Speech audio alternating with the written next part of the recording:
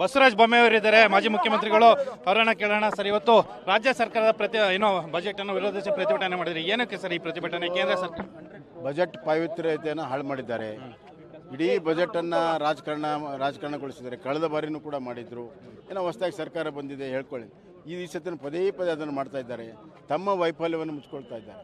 ಉದಾಹರಣೆಗೆ ರಾಜಸ್ವ ಕಲೆಕ್ಷನಲ್ಲಿ 14,000 ಕೋಟಿ ಕಡಿಮೆ ಆಗಿದೆ, ಅವರೇ ಬಜೆಟಲ್ಲಿ ಹೇಳಿದ್ದಾರೆ. ಕೇಂದ್ರ ಸರ್ಕಾರದ ಟ್ಯಾಕ್ಸ್ ಡೆಲ್ಯೂಷನ್ ಬಂದು 3,000 ಹೆಚ್ಚಾಗಿದೆ. ಆದರೆ ಇವ್ರು ಖರ್ಚು ಮಾಡಿದ್ದು ಮಾತ್ರ 60%ಗಿಂತ ಯಾವುದೇ ಇಲಾಖೆಯಲ್ಲಿ ಖರ್ಚು ಮಾಡಿಲ್ಲ. SCP TSPಯಲ್ಲಿ ಖರ್ಚು ಮಾಡಿಲ್ಲ, ನಮ್ಮ ಕಲ್ಯಾಣ ಕರ್ನಾಟಕದಲ್ಲಿ ಖರ್ಚು ಮಾಡಿಲ್ಲ, ಇವತ್ತು ಕೃಷಿ ಇಲಾಖೆಗೆ ಸಂಪೂರ್ಣ ಖರ್ಚು ಮಾಡಿಲ್ಲ, ಹೌಸಿಂಗ್ ಇಲಾಖೆಯಲ್ಲಿ ಖರ್ಚು ಮಾಡಿಲ್ಲ, ನೀರಾವರಿ ಖರ್ಚು ಮಾಡಿಲ್ಲ, RDPR ಖರ್ಚು ಮಾಡಿಲ್ಲ, ಎಜುಕೇಷನ್ ಖರ್ಚು ಮಾಡಿಲ್ಲ, ಹೆಲ್ತ್ ಖರ್ಚು ಮಾಡಿಲ್ಲ. ಅದರಿಂದ ಕಳೆದ ಬಾರಿ ನಾನ್ ಪರ್ಫಾರ್ಮೆನ್ಸ್ ಬಜೆಟ್ ಇತ್ತು, ಈ ಸತಿ 0 ಪರ್ಫಾರ್ಮೆನ್ಸ್. ಬಿಜೆಪಿ ಪೂರ್ವಗ್ರಹ ಪೀಡಿತವಾಗಿ ಬಜೆಟ್ ಪ್ರಾರಂಭ ಆಗೋದಕ್ಕಿಂತ ಮುಂಚೆವೇ ಏನಿಲ್ಲ ಅಂತ ಹೇಳಿ ಪ್ರಿಪೇರ್ ಆಗಿ ಬಂದಿತ್ತು.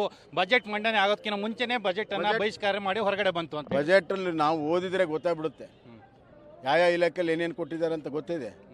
ಇವ್ರ ಬಂಡವಾಳ ಗೊತ್ತಿದೆ ನಮಗೆ. ಕಳೆದ ಬಾರಿನೂ ಹಿಂಗೆ ಹೇಳಿದರು, ಏನಾಗಲಿಲ್ಲ. ಈ ಬಾರಿ ನೋಡಿದಾಗ ಏನಿಲ್ಲ ಅಂತ ಭಾಳ ಸ್ಪಷ್ಟವಾಗುತ್ತೆ. 10-15 ನಿಮಿಷದಲ್ಲಿ ಇದನ್ನು ತಿರುಗಿಸಿದರೆ ಏನೂ ಇಲ್ಲ. ಸುಮ್ಮನೆ ಗೊಳ್ಳ ಭಾಷಣಗಳು, ಕೇಂದ್ರವನ್ನು ಗೂಬೆ ಕುಂದಿರಿಸುವಂಥ ಕೆಲಸ ಬಿಟ್ಟರೆ ಮತ್ತೇನೂ ಆಗಿಲ್ಲ. ನಮ್ಮ ಕಾಲದಲ್ಲಿ ಇರುವಂಥ ಕಾರ್ಯಕ್ರಮಗಳನ್ನು ಮುಂದುವರಿಸಿದ್ದಾರೆ. ಇವತ್ತೇನೋ ನೀರಾವರಿ ಬಗ್ಗೆ 3 ಪುಟ ಬರೆದಿದ್ದಾರೆ. ಅವೆಲ್ಲ ಬಹುತೇಕವಾಗಿ ನಮ್ಮ ಕಾಲದಲ್ಲಿ ಅನುಮೋದನೆ ಕೊಟ್ಟಿದೆ. ಒಂದು ಕಡೆ ಹೇಳ್ತಾರೆ ಯಾವುದೇ ಹಣವಿಲ್ಲದೆ ಹಿಂದಿನ BJP ಅನುಮೋದನೆ ಮಾಡಿದ್ರು. ಈಗ ಹಣ ಇಟ್ಟಿದ್ದಾರೆ ಅವೆಲ್ಲದಕ್ಕೂ. ಇಲ್ಲೆಲ್ಲ ಬಜೆಟಲ್ಲಿ ಹೇಳಿದ್ದಾರಲ್ಲ. ಗ್ಯಾರಂಟಿಗಳು ಒಂದೇ ಸಾಕು ಜನರನ್ನ ಅಭಿವೃದ್ಧಿ ಮಾಡಲಿಕ್ಕೆ, ಸಫಲತೆಗೆ ತೆಗೆದುಕೊಂಡು ಹೋಗ್ಲಿಕ್ಕೆ ಅಂತ. ನೋಡಿ, ಗ್ಯಾರಂಟಿ ಏನಾಗಿದೆ ಅನ್ನೋದು 1 ವರ್ಷ 2 ವರ್ಷದಲ್ಲಿ ಗೊತ್ತಾಗುತ್ತೆ.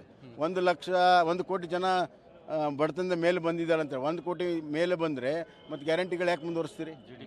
ಇದಿಷ್ಟು ಬಸವರಾಜ ಬೊಮ್ಮಾಯಿಯವರ ಮತ್ತು camera person Purushottam Muralidhar, time bureau, public TV.